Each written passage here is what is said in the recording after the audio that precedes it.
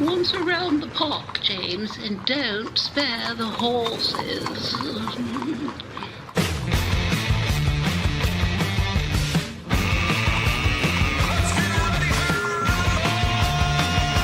It's showtime.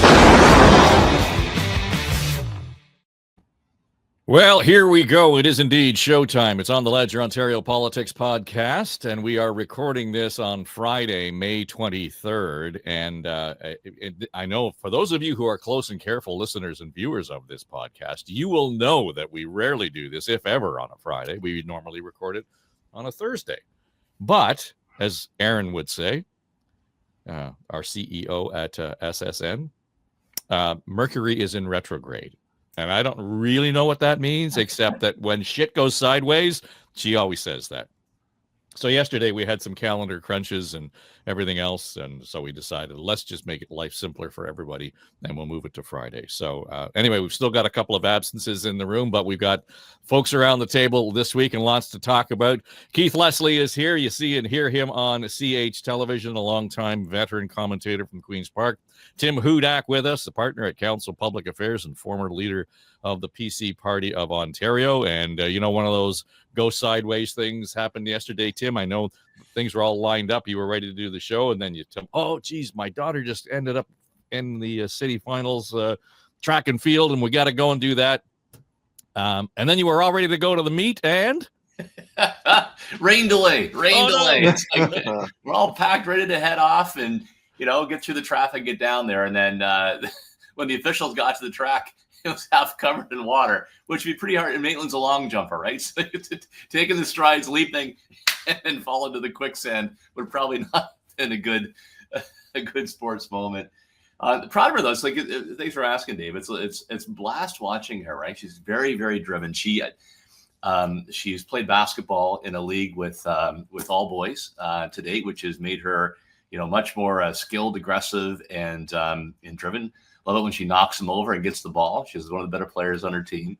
And she shows that same sort of fierce competitiveness on the track. So she is in the long jump, the 4x100. She didn't qualify in the 100 meter to get to the city finals. But our daughter, Maitland, city championships at Rob Ford Stadium. And, hopefully it'll happen next week.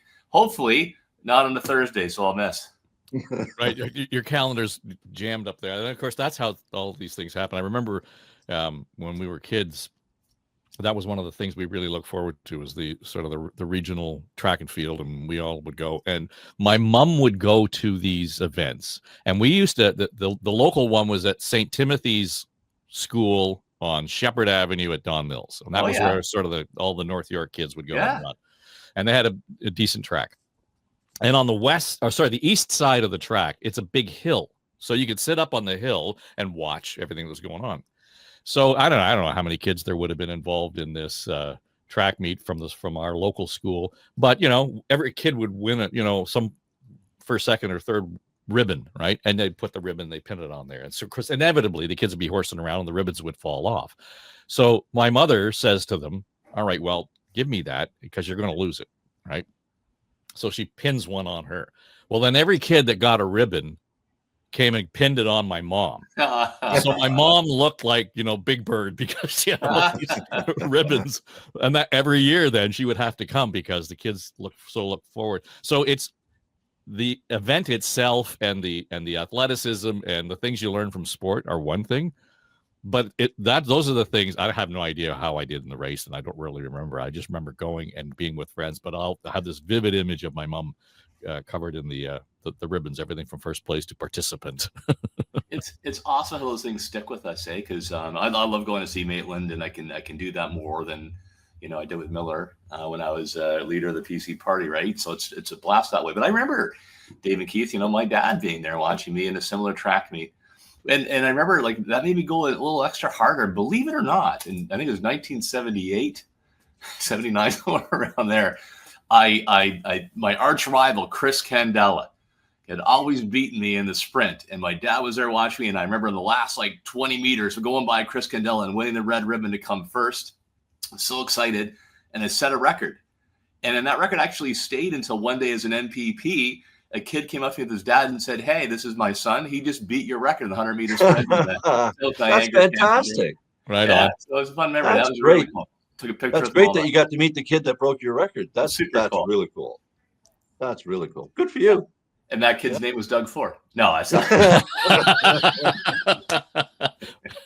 Well, he did tell me he was a sprinter in high school, so I don't know.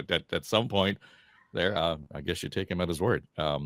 So anyway, we're back on track. We've got a few snags here, and in terms of calendars and schedules, but And I hear John's knocking at the door right now. John is in the room, so we're going to Right. on in, and we'll add him to the conversation. And John, right there you are. And just as a matter of interest, I went to St. Timothy's School. There you go. I attended it in grade 4, 5, and 6. So there you go. Wow. Small world. I remember when the church was not built. It was interesting because part of the Toronto experience was that it was expanding so fast that the Catholic Church didn't have enough churches. So all of the churches that we went to between about grade 1 and grade 8 were all in school auditoriums. So we would have gone to George Henry just up the street and met there in the lunchroom until the church was actually built. And then we went over to Agincourt and we met in one of the schools over there until the church was built. So I actually didn't spend any time in churches for about 8 years. My parents taking us to school gymnasiums in 3 different places while they built the church. And it was very interesting. There was a whole era of church building priests. That's all they did. St. Monica's is not too far from here. I go in there about 20 years ago because I have to pick up something for a baptismal certificate. And there is Father O'Brien, who built St. Timothy's Church, and he's there to renovate St. Monica's. And I'm standing there talking to him and say, I remember you and Father Walsh, and you were doing all this. And he looks at me and he goes, where do you work nowadays? And I said, well, I work at Angus Reid, Ipsos Reid. And he looks at the lighting system above and he goes, you know, we really could use some new lights in this church. Like never stops, right? Like just never, ever stops. So anyways, that was a great, I was actually there. We got a day off at St. Timothy's School the day after Bobby Kennedy was assassinated. I remember that very, very clearly. So okay, we're going to tell World Catholic School stories. I went to a Catholic school. I went to a couple that didn't have a church associated with them, including St. Bernadette's in Dundas. 4 rooms, 8 grades, so split grades each classroom. Because there was no church and it was across town, the priest came over, I think it was once a month, but it might have been once a week, and put a confessional at the back of the classroom in the grade 7, 8 room with a pretend slider up. And all of us wanted to sit near the back rows. Not even in the cloakroom. We took confession in the classroom. That's weird, people. I'm telling you, that's weird. If you sat far enough back, could you hear everybody? Oh, I think the whole class could hear. Everybody got really quiet all of a sudden. Well, except somebody sitting in the corner. Yeah, Keith, you didn't tell him about this other time. Yeah. And hence Keith Leslie's journalism career was born, taking notes and getting those things into school. I heard some things. We could do a whole program just on this, but I'll just leave you with it. I know we got to get to this, but I went. So Iroquois Public School is in Agincourt. It was the very first open concept public school in the country. Wow. And so I went there for 1 year, and what it was no walls. So it is a square building with 2 floors, and inside of the open area, only divided by filing cabinets, low-level filing cabinets, there were 6 classes ongoing at the same time in open space. And it was on both floors. Very first one was Henry Kelsey was the next one, which was also in Agincourt, but it was the first open concept school where there were no walls, only classes separated by low-level cabinets. So very, very interesting. I'm not sure much came of that, but we were the guinea pigs of that concept. So, well, and those were the days when we were building schools and school boards had some level of respect in the community, I guess. Just for a note for this, Kathleen Wynne is not among us today. Calendar challenges, so being what they are, so we're going to move on.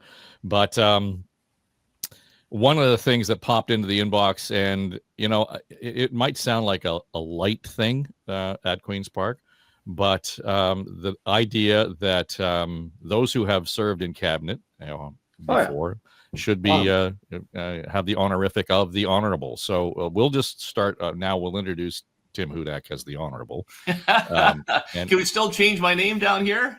For sure. Yeah. Yeah. You deserve it. Yeah, you deserve it. The Honourable Tim Hudak, and it would be the Honourable Kathleen Wynne. And it's one of those things, I think, for the most part, that most people really don't kind of appreciate Tim. But and I thought it was odd that it didn't apply to Ontario cabinet ministers, that our federal cabinet ministers, even when they leave office, still have that honorific. But premiers and cabinet ministers of the past here in Ontario do not.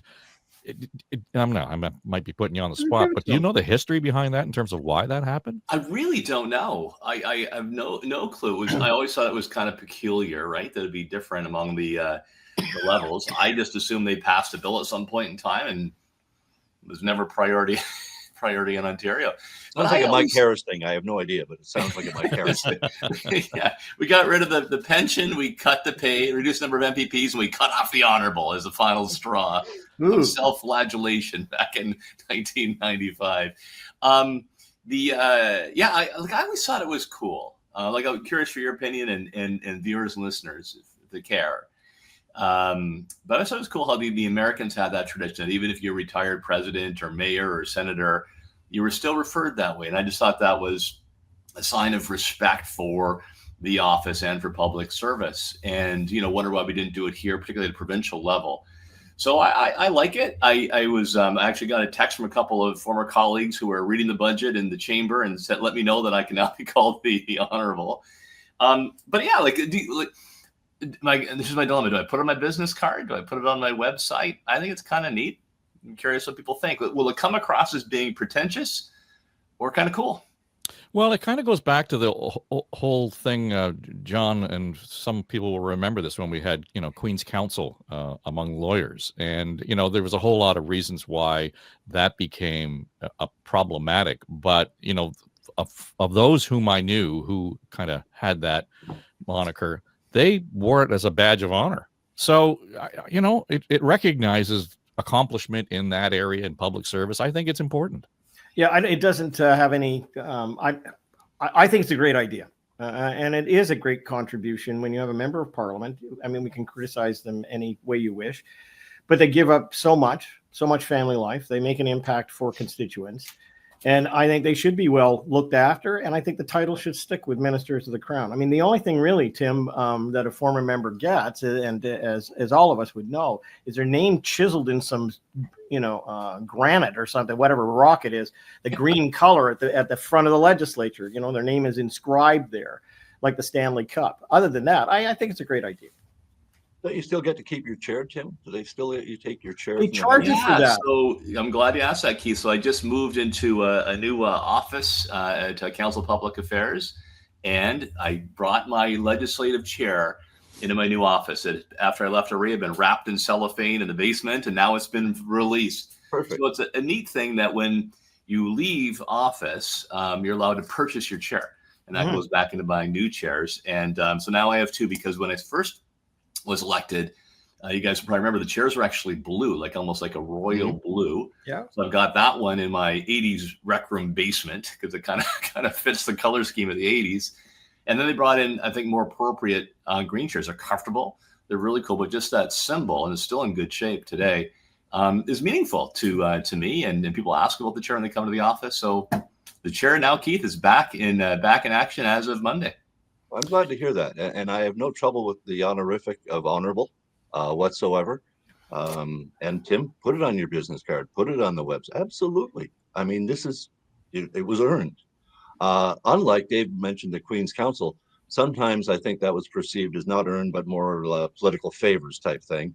But it's back. Premier Ford brought it back. Of course, it's King's Counsel now, but KC, the KC designation is back. And I thought, in one sense, that the honorable was sort of a recognition by Ford, who brought back KC first, that for members of his caucus who aren't lawyers, at least there'd be some recognition in the honorable. And I remember Ian Scott, when he was attorney general, honorable, and QC at the other end. And that was impressive when you looked at it, and it was earned. So I think the it was a strange thing to find it in the budget when there's so many other things on budget day that you're looking for. But it was a nice little, again, I think that's why they plant those things in the budget, because it's something that people can talk about and even perhaps find agreement on. I mean, I can't see anybody really being outraged over people who've, earned how many people have been appointed to a cabinet position, even at the provincial level in Ontario? Not a whole hell of a lot over the years. It's a specific accomplishment, and it deserves to be recognized. Absolutely. And two things on that, Dave. So a friend of mine just retired from federal parliament. The cost of that chair is $2,000. So if you want to buy it, it's a couple of grand. And secondly, having stuck that in the budget with a majority government, I think it's safe to say that that's probably going to happen soon. And I think it's a good thing. Yeah, and I laughed. I wondered, at some point whether or not somebody around the table made the mistake of using the honorific inappropriately, and somebody corrected them and said, "Well, why don't we just go ahead and do it?" So it seems to be, I hazard to say, low hanging fruit, but it's one of those things. Well, why don't we do it? So and again, the media gets all scrambled and turned around on this, Keith, from time to time in terms of, well, they'll introduce Kathleen Wynne as the Honourable Kathleen Wynne. It's true. She corrects them. Yes. Right? Points out that you really don't do that here. Let's face it, this is a heck of a lot cheaper than reinstating a provincial pension for MPPs, which is something that really does need to be done. But I don't see any governments willing to line up and make that an issue they're willing to die on at this point. But this at least is a recognition to many members of those who make cabinet. It's an impressive accomplishment. But they do need a pension plan. I was just going to say, I just want to throw that back out on the table. And a government that just increased its deficit for the year from $4 billion to $14 billion can't be thinking about a pension plan for MPPs at this point. But at some point, that issue will have to be addressed. Well, Tim? I'll add on that, like the pay level, right? The pay has been frozen since 2008, I think. So, if you're an MPP without an additional job, like being, whip or a minister, is $116,000, I think, per year, which, is good pay, relative to what average families have to get by. But when you're trying as a leader who tried to attract people to run for the party, to make the sacrifices in terms of their time, the public spotlight that's on them and their families, it is a barrier. And then when I looked at what I would pay, sort of mid-level positions at AREA, we're earning more than an MPP or even a parliamentary assistant. That's not right. And I heard the Premier make some comments. He's going to have a look at that. They should do that across, all parties, or if they have outsiders decide. But it is time to take a look at compensation for politicians if you still want to attract, high quality people to the job. Well, John, it's also a matter of, again, being in a place for 6-8 years, whatever it might be. And, out of that $116,000, then it's up to you to make sure you're putting some money aside for the purposes of your retirement. And I'm not saying that's unwise, but a lot of people don't do that. So I just think it's another obvious way that we should be recognizing the value of public service. Yeah, to attract people is a really important point. I mean, for $116,000, Tim, you're right. It is better than the average family would be. But to live in some of these cities, and including Toronto, it just becomes a job worthy enough for young people who don't really care, that they have a big salary, and for the wealthy who really don't care because it's, a paltry amount. So I think it's important to have a good amount there. And for people, and also it it'd have to be done fairly early on in the term of a majority government. You'd want to make sure that you put it up in the first year so that by the time you got around to your fourth year or maybe more, it had kind of baked into the system. But I think there's a lot of room for increase in pay and pensions. We do know federally at least one individual who took their own life after having served federally. Because they were destitute afterwards, after they were defeated. There were other issues associated with that, but there are people who, if you're on the opposition side and you get out, you're not open to going to, oftentimes getting the invitation to go to a consulting firm or other things, right? It's just like you've got to. The former MPP was homeless last year. Yeah, but that's the point. It shouldn't be this way. For a 20-something young person to to get elected. I mean, Phil Gillies, I guess back in the 80s, was the youngest individual to get elected. And I mean, it must have been an amazing amount of money at that time to come into. But nowadays, I mean, you couldn't afford to even rent an apartment anywhere in Toronto if you got elected. So I think it's time to even at this stage in the Ford government's regime to put it on the table and start working on it. But inevitably, we get into the you people conversation, Tim, and I think we other our public service folks just because we disagree with them on whatever stripe they happen to wear politically, and I don't think that can enter into the conversation. I mean, seriously. Yeah, you need to have the this is the right thing, right? The courage to actually grit your teeth, bring it forward. There should be a process to make sure it's fair and reasonable, and it should be set in a consistent way so you don't go through these, major ups and downs of waves of freezes and then significant increases. They tied to inflation. I think the federal government ties it to judges. Am I right about that? Which reflects, the average pay that civil servants get in terms of increases. But the bottom line here is what tends to happen is that one or two of the other parties will try to exploit that and say, how dare you give yourself a big fat raise when, cuts here, cuts there, that kind of stuff. So they really need to find a way for all of them to get together around the table, hopefully, and come up with a resolution that's going to retain and attract talent to reward the importance and dignity of the office, but also be seen as reasonable with a long-term solution aside. That's why I think a pension plan is more likely saleable to the public, because most of the public assumes MPPs have a pension. That's true. They just do. Yeah. So if you start trying to raise their salary and a pension, no, start with a pension plan saying, here's what our salary is. We do not have a pension.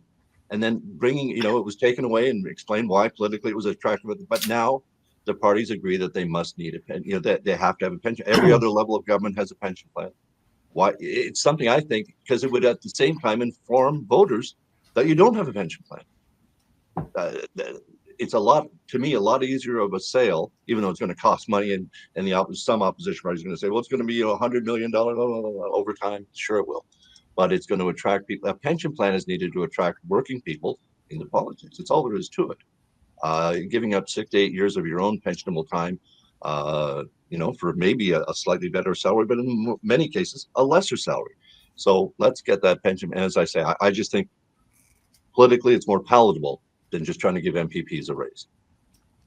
All right. So we've managed to go through, the first 20 minutes here and generally agree on everything. So all right, gloves are off. Like we're gonna weigh in on a few other things, and we've kind of sort of chewed around the edges of this the last few weeks in terms of some of the subjects we've talked about. But it is Constituency Week, and I want to get your take on this, Tim, just in terms of the tone, the attitude, the expectations around Constituency Week, particularly on two levels. First, right after a budget, one. Two, Bill 5 is the thing that's sitting out there, and as many people have talked about, that's the elephant in the room. And it was presented on like Friday of what was it, Good Friday, or was the Friday before Easter or something like that? It was a Friday dump, and that's what the criticism of that the Ford government was getting, that they were kind of putting this huge omnibus bill out there to get Ontario back on its economic feet and everything else to the legislature.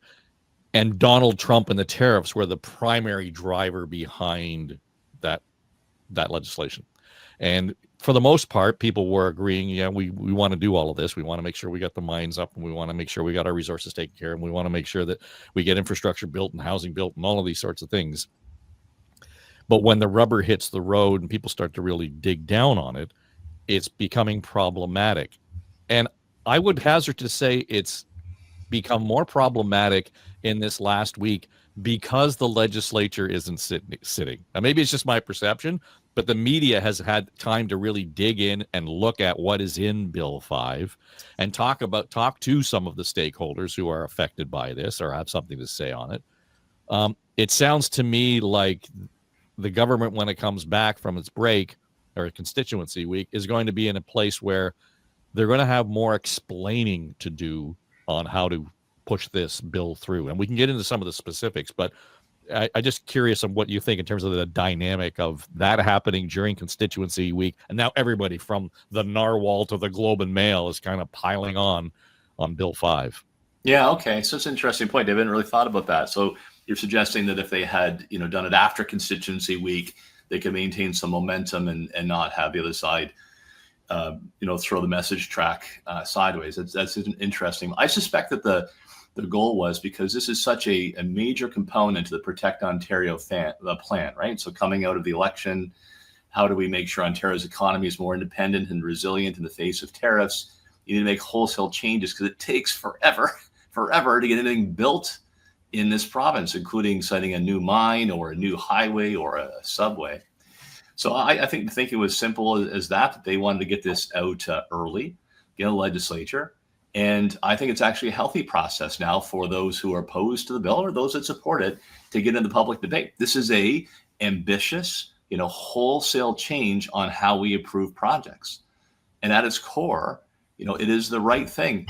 Dave, 15 years to approve a mine in the province of Ontario is outrageous. And imagine how much that drives up the cost when capital is so mobile across the world. Companies will just shrug and move on somewhere else. I am somebody who believes that Canada actually should lead the way with our resources, from mining to oil to gas to forestry, even water. And we've got the ways to do this that is probably much more environmentally friendly than those jurisdictions. So bold legislation is needed to speed that up.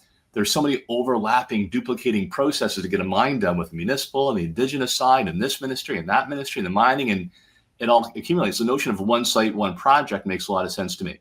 However, to get to the point here, this is a major change. And I think it is healthy for our system, for Indigenous communities, for environmental groups, for everybody to wade in and say, does it go too far? And then come to the right conclusion that keeps standards high, but actually gets things built.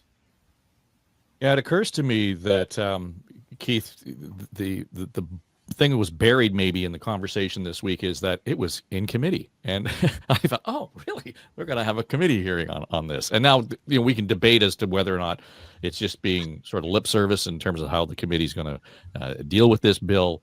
But there will be, to Tim's point, opportunity for opposition to sit down and say this is a concern. Whether the stakeholders will be in those committee hearings, I don't know. You might. But the idea that there is some discussion going on is important. But I will also say that the loud voices of opposition to this are not necessarily opposition to the mine or whatever it might be. It's opposition to process. And we spent a lot of time talking about process the last few weeks. So, for example, the whole Ring of Fire issue, the government came out with a $3 billion funding program for scholarships and incentivizing Indigenous and First Nations communities to get on board with Ring of Fire, et cetera. And they're just shaking their head and saying, you're throwing money at us. That's not what we want here. We want to be part of the conversation. We want to be part of the extraction process. We want to be part of the royalties or whatever it might be. It seems to me that those things now are being said out loud, and the public is actually, back to your point, I didn't know that was the situation. At least there's an opportunity here for a robust conversation. There is so much in Bill 5. It's just unbelievable, really, in one sense. But to your point, the committee actually held hearings yesterday on Thursday. And of course, pretty much everyone there, no, I shouldn't say of course, but pretty much every group that appeared before the committee was opposed to the changes because of the process. Essentially, it's going too far, too fast, especially with basically eliminating the Species at Risk Act. It's not going to be something up to cabinet to decide whether a species at risk can hold up a project or not. There's also the creation of the special economic zone. So it's going to allow the government to create areas where basically no provincial or municipal laws or rules will apply. They set not just environmental laws, anything else. And that scares people, especially some of the First Nations. They're worried about their rights to be consulted and to be included in these projects. I think one area where it's really, really hitting, here's one that really surprised me. The Toronto Zoo was there yesterday saying habitats are going to be destroyed because of the changes of the elimination of the Species at Risk Act. If those habitats are destroyed, please help us fund a biodiversity bank where we can keep the DNA from these species, that we can sort of keep them alive when you're killing their habitats. But they said the most important thing to keep them alive would be those habitats in the first place. So I don't think anybody saw the Toronto Zoo coming out against Bill 5, but that's the reason they did, because it's Elimination of the Species at Risk Act. These special economic zones also have people very, very concerned. There's another issue. I don't know if they're using special economic zone or what they're doing, but this Dresden dump in southwestern Ontario has made Constituency Week really difficult for Steve Pinsonneau, and I hope I'm saying his name right. Pinsonneau. I've not met him. I don't know how to pronounce his name. I'm sorry. But he's the Conservative MPP for Lambton, Kent, Middlesex, which is where this dump is in Dresden. The government promised would be in a full environmental assessment. Now that's not going to happen. And this is to increase the size of the Dresden dump by 30-fold. And it's something like 10 kilometers from downtown. This is something that is hugely opposed, and it's got this Conservative MPP, this PC MPP, speaking out against his government. He says he's complained directly to Premier Ford. Will he be allowed to keep his seat as an MPP, or will he be, as a Conservative, will he be kicked out of the caucus for doing this, for going against his government? But the reason the government is doing this is, again, it's being allowed in Bill 5. So much is being pushed through here that even one of their own members, as he said, he's only one vote out of 80 in his caucus. So he doesn't think the government's going to back down here. But I suspect it will, in the long run, cost the PCs that seat, even if it is 3.5 years from now before the next election.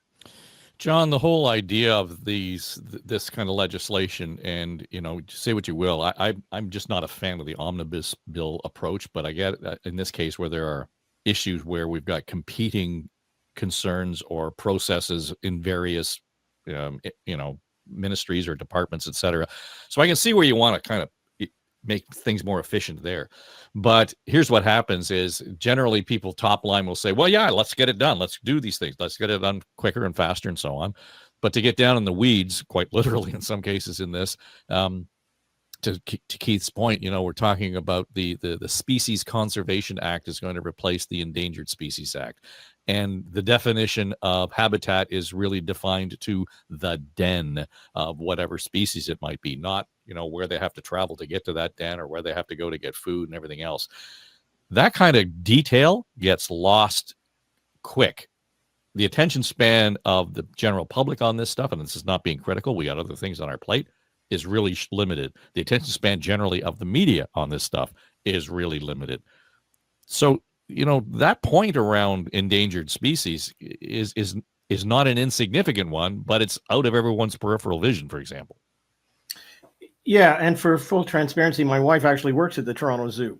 So I'll leave it to Keith to have said all the important points on that specific topic. And actually, if there are others at Queen's Park listening to this, I actually watched the hearings yesterday, not knowing what Dolph DeYoung was going to say. I had no idea.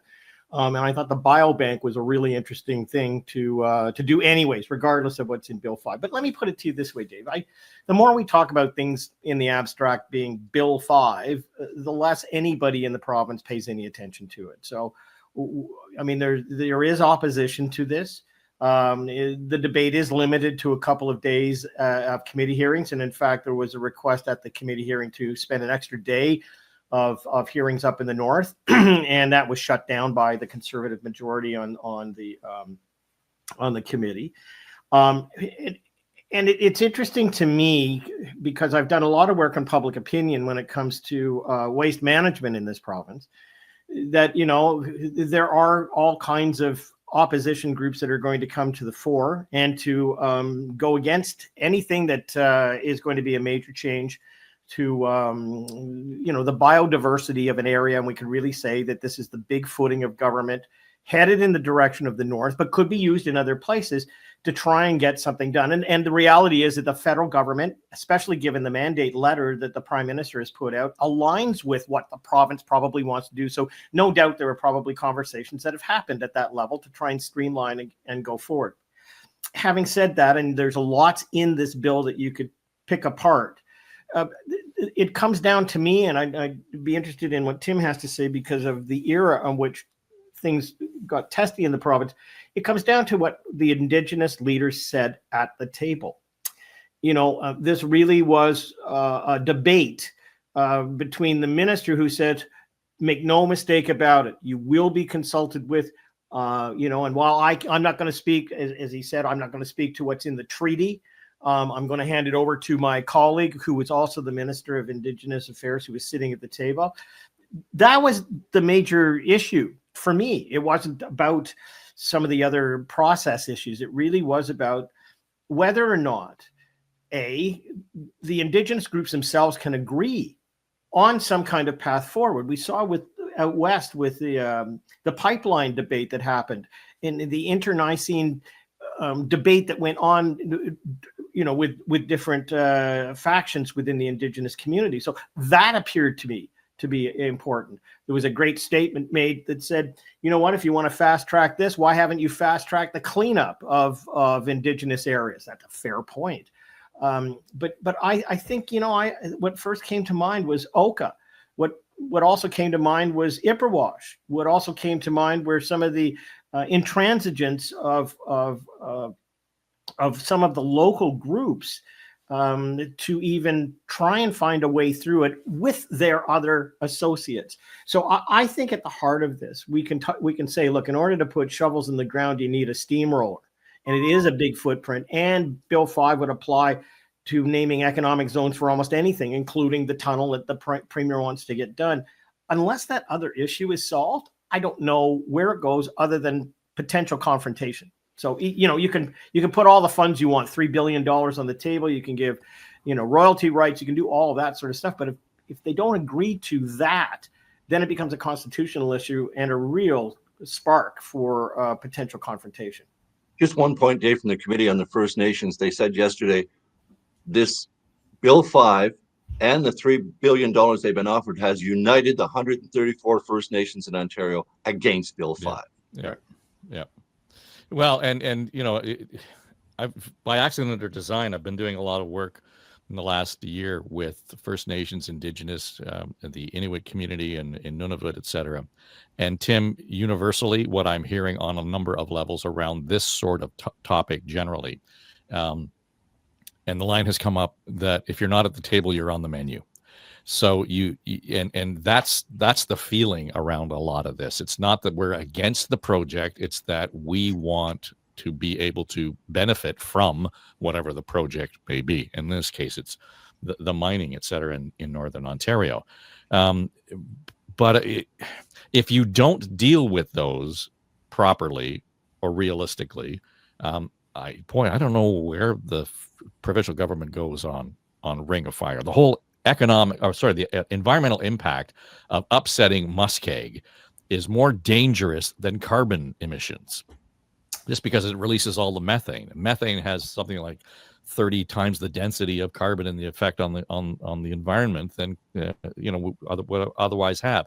I have not heard anybody yet say, and here's how we're going to mitigate that problem, because that's an issue for the First Nations there. If you upset the muskeg and the methane, it goes into the water and the water gets spoiled, and boy, we're back into a whole loop of crisis that we hadn't otherwise anticipated or dealt with. So a lot there. I mean, I can tell you from two levels of experience. One as Ontario's mining minister at one point in time, and now at Counsel Public Affairs, where we have a number of Indigenous clients that we're working with on projects to make sure Indigenous communities benefit in terms of jobs and to share the resources and our true partners. And Dave, you just covered the success of Agnico Eagle, right, in Nunavut, and how they've worked very closely with the local community and will become champions. So the point would be that I'm not as fussed about this viewpoint that this is going to steamroller Indigenous communities. You just cannot get projects done constitutionally or even practically unless you have support of the local community in 2025. And I think the Ford government recognizes that, and all companies worth their salt will as well. They're also putting $3.1 billion on the table for economic opportunity for Indigenous communities, as support, make sure you get your share. I always believe too that right off the top there should be royalties going to the First Nation communities near a mine site or a forestry site right off the top, so they're true partners in any kind of deal. Look, I think the bottom line here though is, do you want mineral investment, especially critical minerals, to be made in China, or do you want to have them made here in Canada? And quite frankly, right here in Ontario? And our processes are so involved, so duplicative. that it takes forever to get a single thing built, 15 years. My understanding, and if it's wrong, I'm sure the government will adjust the bill or through the regulations. This maintains environmental standards. It just speeds up the process when it comes to approval and removes that kind of duplication that exists. I'm happy to come back on the waste management thing. I've got some thoughts about that, and MPP Pinsino as well, Dave. I know I've talked for a bit here, but I think this is long overdue. You get the public input. These committee hearings are healthy, but we need to swing things back into balance. We went so far that nothing is getting done. Just a plug, we're going to, for those of you who are wondering what we're talking about as far as the Nunavut is concerned, we're in the process of releasing a series called The Arctic Edge with our friends at Global Public Affairs and Story Studio Network. But we're working with the folks at Agnico Eagle on this project. And as Tim said, one of the things that has resonated with me is mining happens over there, John. It's one of those things that's way out of our personal experience. And talked to the executive director of the Arctic Economic Council for this project. And he said, yeah, you know what? People don't realize how long it takes to do mining. It might be 10 or 12 years once you get a permit to actually get drills in the ground and start extracting minerals. That's billions of dollars. So the degree to which we can speed up any of that, there's an economic benefit to that right away. Well, there is. So notwithstanding everything on the Indigenous communities, and we'll have to see how all of that works out. Let's put that off the side of the table. It's just the whole process of getting, underway with something like this. I mean, let's not make no mistake that, if we came into this podcast this morning, thinking that the issue that the minister laid out yesterday, which was effectively saying, look, we have tariffs south of the border and we have the Chinese who may want to go after who are going to outflank us in terms of how they extract their minerals.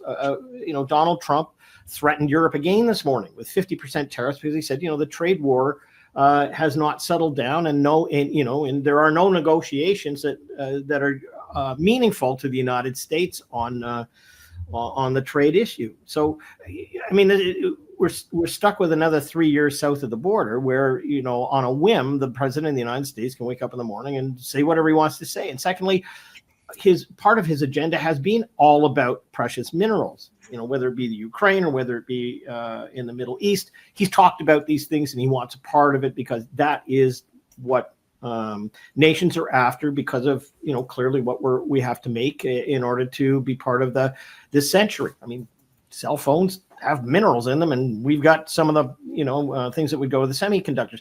Having said that, how long would it take to get a road done? How much money would it take to put in place? How long would it take once from the approval of a mine and then going through the legal process of challenges afterwards would it take to actually go forward? What these companies and everybody want is stability and predictability. And with someone south of the border who can upset the apple cart with a whim any moment, and secondly, with a situation fraught with potential legal issues over the next 10 years at least, this is something which companies and others are going to look at and say, my goodness, I don't know whether or not I want to commit to this. I will agree with Tim, because I in the sense that I think if you put to the public that this is a priority, it would depend on how you word the questions clearly. But if you put, some of the facts on the table about both sides of this, I think you would get a majority saying it's about time that we move forward, and that it's not just big footing. The reality is that it's taking too long to get things done in this province when it comes to the Ring of Fire. We've heard about it for a decade or more, and that it's time to move forward on that file. But again, Dave, I think it's the practicality of actually moving forward that's going to be the obstacle. We can talk all we want about government having powers, but as I said, we've seen Ipperwash, we've seen Oka, we've seen other places. And while there are going to be reasonable people who are going to try and figure out what to do in it, there will be intransigence on it. And so the road ahead is going to be fraught with great difficulty, I suspect. Well, Keith, two of the things that came up as we're working on this series out of Nunavut is the phrase that struck me is that mining is done at the speed of trust, one. And two other things that, to John's point, have come up is certainty and alignment. And those two things have to happen at the same time. And that kind of lends itself to this, happening at the speed of trust. So that's the challenge. But there is a roadmap here. There is a Sure. examples of how to do this out there. Absolutely. There are a lot of mining companies that have very good relations right now existing with First Nations communities that they're in whose territory they're operating. It does absolutely work. And I think a lot of mining companies have learned a lot from their experiences and how to do it and how to go about this as inclusive a way and as speedily a way as you can do. I mean, there's only so much you can push on these things to, before people need, no, we need more time to study, as you say, tearing up the muskeg. What's that going to do? We need more time to figure that out. So as long as people feel that the process is working for them, I think there's concerns now that what the government is doing is going to perhaps make those relationships that exist on a pretty good plane right now, make them more difficult. So that's some of the concerns right now, because they do have strong relationships. As I say, mining companies aren't dumb. They want to operate. They know whose territory they're operating in, and they have to work with them. If we can do better about getting equity stakes, to Tim's point about, royalties right off the bat, right out the beginning, and, having those royalties perhaps dedicated to, getting hooked up to transmission lines for electricity and that sort of thing. There's so much that can be done that can help both sides, especially the First Nations communities, who have some terrible, terrible times, with flying communities with no electricity, relying on diesel, that sort of thing. I wanted to as well go back, and Tim raised his point about the Dresden dump. He wanted to say a little more. I as well wanted to just point out that one of the reasons the Ford government or any government is looking to increase this dump by 30-fold is because, as Premier Ford points out, Ontario sends 40% of its garbage to the United States right now on trucks. Mm-hmm. And at any time, Donald Trump can just say, and perhaps rightly so, we don't want your stinking garbage. And then what are we going to do? So Ontario has to start taking care of its own garbage. And if I might suggest, I think there were some studies done on a place called Adams Mine a while ago. Mm-hmm. And I think it's still empty except for some rainwater in there. If they're looking for a dump site, they want to put it on trains up north. I'm being a little bit facetious. It's a huge problem to tackle. But I think Premier Ford is correct in looking at the fact that we can't keep sending our garbage to the United States. Tim? Yeah, we could be shut down in a couple of weeks, by the Americans if this occurs to them. And I know we've got a large following. I don't know if anybody in the Trump administration is watching. So everybody keep that between us. Look, 2 points I want to make on this. One is learn from mistakes, don't repeat them. And then secondly, the role of MPPs and how that's deteriorated. With respect to not repeating mistakes, but learning from them, the Greenbelt changes that Premier Ford originally brought in had the right purpose, in my view. I know others will argue to the contrary, but it was really to free up land that was not environmentally sensitive for homes that people could actually afford. But because they had such a sloppy process, it became a scandal and totally derailed their approach on housing in those early days. We need to have more sites in the province of Ontario for waste because we are vulnerable to closure of the border. But you need a process, Dave, around that. You can't just suddenly declare one site in Southwestern Ontario, we're going to blow everything up and that's the solution only. Plus, practically, if you're thinking about you've got a swimming pool here where you need to fill, that's a small site. It's only a couple of drops of a thimble. So it doesn't really solve the problem. It's not worth the political price. Look at expanding other sites, put that into a process and make sure you play by some clear and transparent rules. Otherwise, you get back in the mess you had around the Greenbelt. And on Steve Pinson, I've gotten to know him, real salt of the earth guy, was a municipal councilor, real man of the community. And he should have the ability to vote against legislation. He's come out and said the government is wrong. And we need to respect the role of individual MPPs. I really look at as when I was a leader of the PC party, if people disagreed, they came to me, right? As long as you're transparent and say, listen, Premier, I can't support this and here's why, you shouldn't be kicked out of caucus. And the more we have people standing up for their community, I think the healthier in all parties that's going to be for our democracy. Before we go, I do want to get to this other process story that kind of slid under the radar, but it was a story about the rules of procedure in civil litigation. And I know, oh my God, everybody's eyes are rolling the back of their heads. And like, let's watch the paint dry.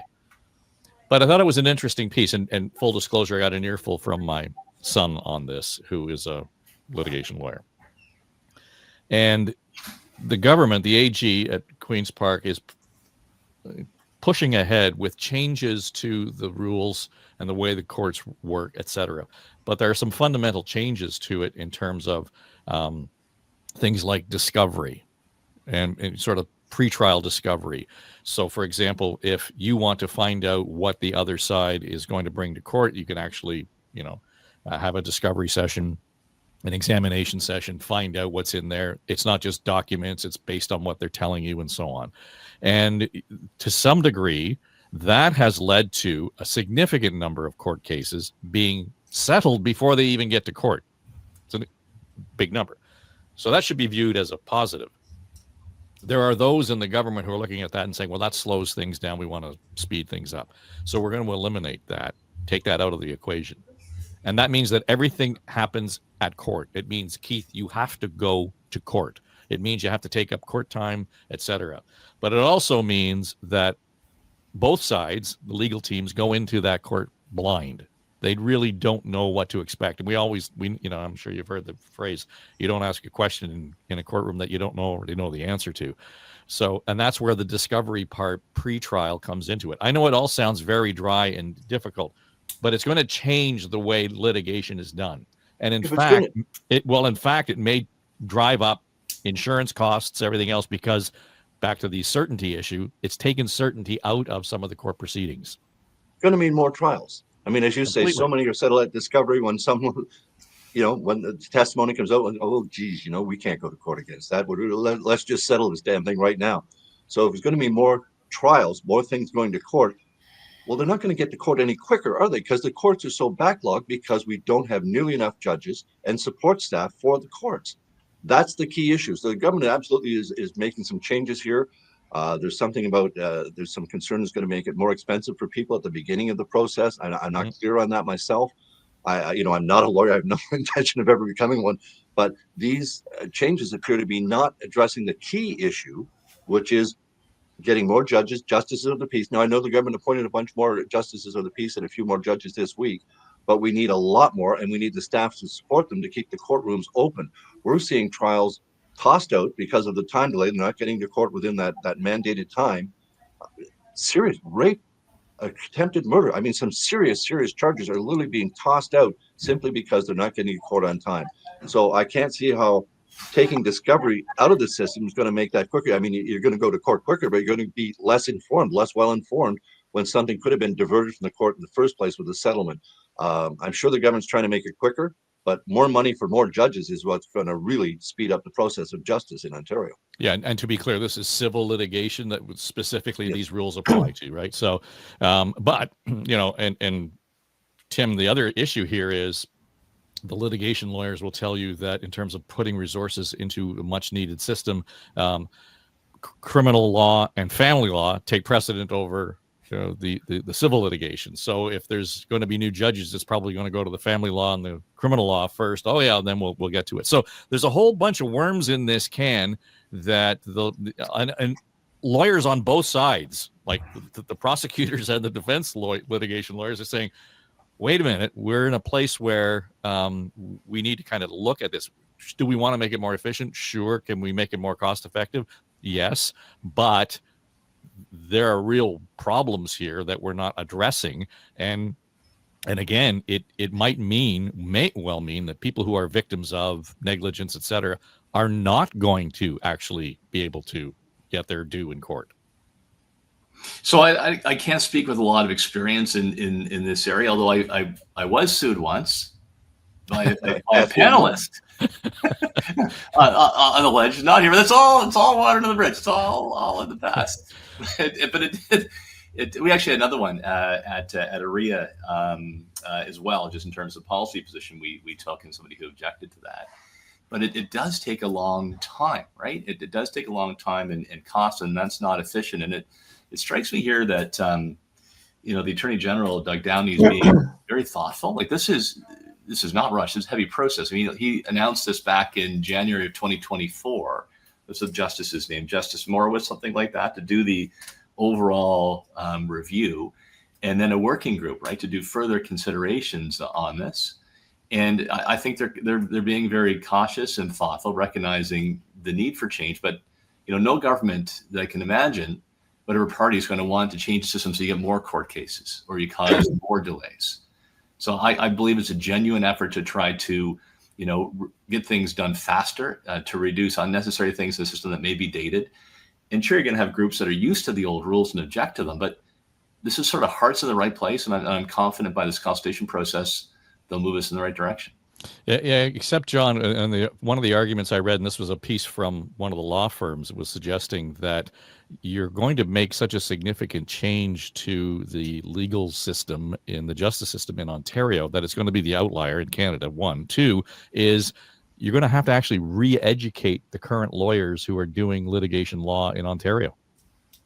Yeah, it may well be the case. I have to admit that the what has preceded our discussion today is a 2-volume, very heavily indexed report that's been put out, for comment. And I didn't read all of it before coming here because it goes on for hundreds of pages. But the reality is that when we're talking about civil litigation, we're talking about things like contract disputes, personal injury claims, property disputes, employment litigation, class actions, a whole series of things that it seems to me, again, without having read this report, I mean, you got to have discovery on a lot of those things, right? Like you've got to be able to look at the other side before there's some kind of conclusion. I don't know how this is going to be, how the process can be fully streamlined when in fact it's a combative forum, right? Like legal is not kind of let's go and make an agreement.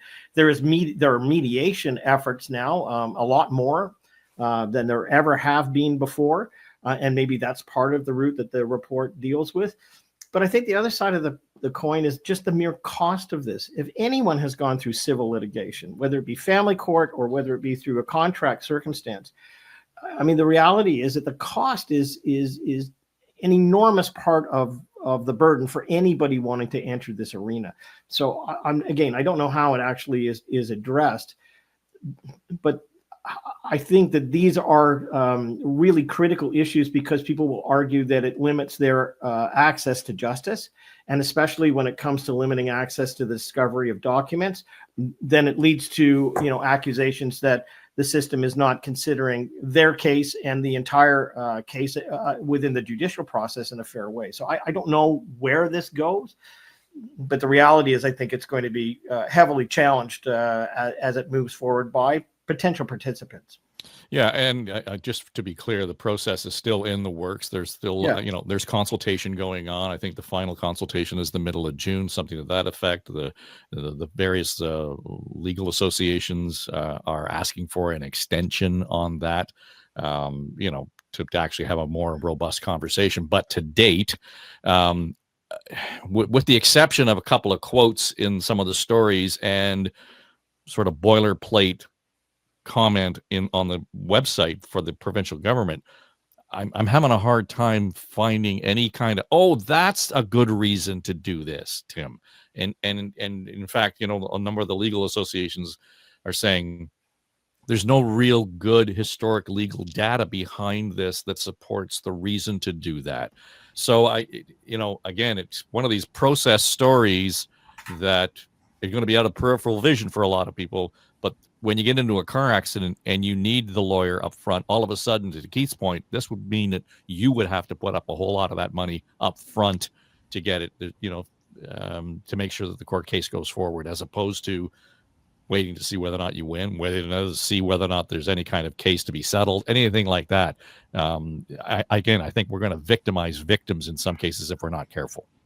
Then I don't think he proceeds, right? Like this is a smart AG, experienced in the system, and this really was also driven by just judges who said the current system is not working. We've been doing the same thing now for decades, and it's kind of gone off into some rabbit holes. Is where we can clear that stuff up so we get court decisions made faster. I appreciate. I don't know how many different groups of lawyers there are, by the way. There's like 5 or 6 different ones in the article, which I guess speaks to the legal profession. They all have small groups that'll fight with each other. But I just, when you look at this process, it looks like a thoughtful, careful process with the right kind of motivation, and we'll see where it ends up. All right. Well, let's leave it there, shall we? And come on! Before we go, I got to at least say that the government is still spending like drunken liberals. $14 billion deficit and a debt that's going to hit $500 billion in 2027. Just putting it out there. Yeah, well, we don't have grandkids that are born yet. They're going to have to bear that weight. Well, my final comment in all this, I want to go back to Bill 5 for one moment and simply say that I do think that this is one of the few times the federal government and the provincial government will be aligned, that they want to move forward in this area.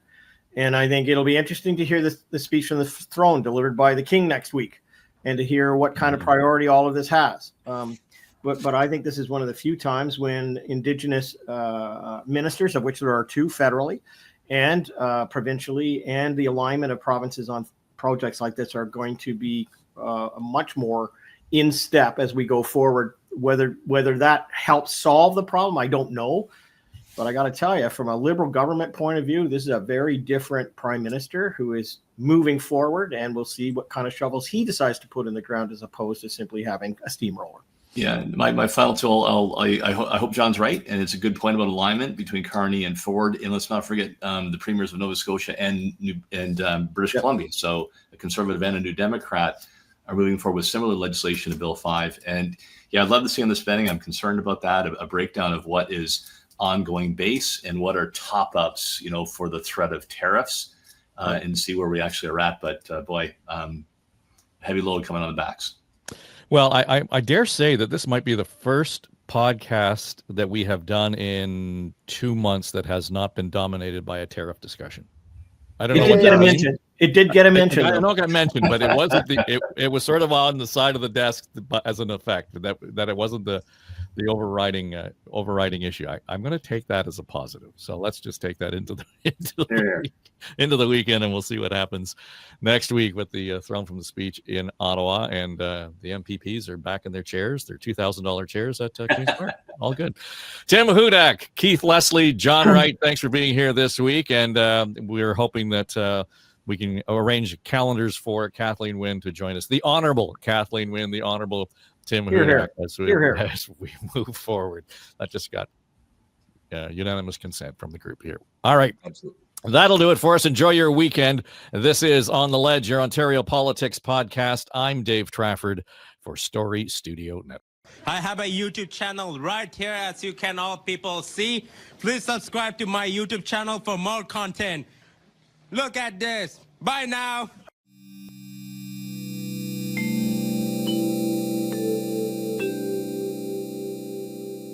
This is SSN. Story Studio Network.